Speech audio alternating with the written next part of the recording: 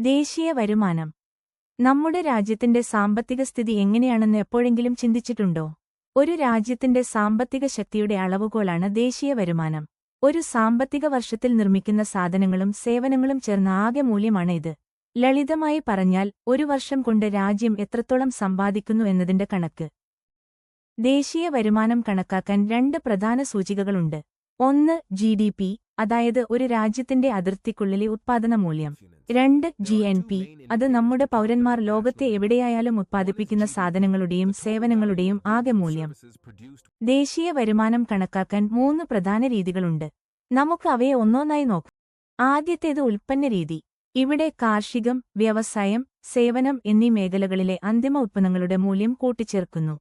ഉദാഹരണത്തിന്, ഒരു ബേക്കറിയിലെ കേക്കിന്റെ വിലയിൽ ഉൾപ്പെടുന്നത് ഗോതമ്പിന്റെയും പഞ്ചസാരയുടെയും മുട്ടയുടെയും മൂല്യവും അതിന് ചേർന്ന മൂല്യവർദ്ധനവുമാണ്.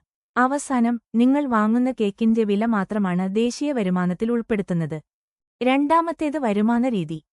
ഇവിടെ ശമ്പളം, വാടക, പലിശ, ബിസിനസ് ലാഭം തുടങ്ങിയ എല്ലാ വരുമാനങ്ങളും കൂട്ടിച്ചേർക്കുന്നു. പൗരന്മാർക്ക് വിവിധ മേഖലകളിൽ നിന്ന് ലഭിക്കുന്ന വരുമാനങ്ങളുടെ ആകെ തുകയാണ് ദേശീയ വരുമാനം. അവസാനത്തെ രീതിയാണ് ചെലവ് രീതി.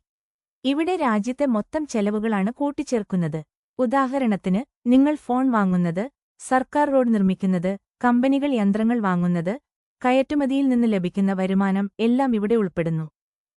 ദേശീയ വരുമാനത്തിന്റെ പ്രാധാന്യം. ദേശീയ വരുമാനം ഒരു രാജ്യത്തിന്റെ സാമ്പത്തിക വളർച്ച, ജനങ്ങളുടെ ജീവിത നിലവാരം, വരുമാന വിതരണം എന്നിവ വിലയിരുത്താൻ സഹായിക്കുന്നു. ഉയർന്ന ദേശീയ വരുമാനം രാജ്യത്തിന്റെ ശക്തമായ സാമ്പത്തിക സ്ഥിതിയെ സൂചിപ്പിക്കുന്നു. ഒരു രാജ്യത്തിന്റെ പുരോഗതിയുടെ കൃത്യമായ ചിത്രം നൽകുന്നതിൽ ദേശീയ വരുമാനം വലിയ പങ്ക് വഹിക്കുന്നു.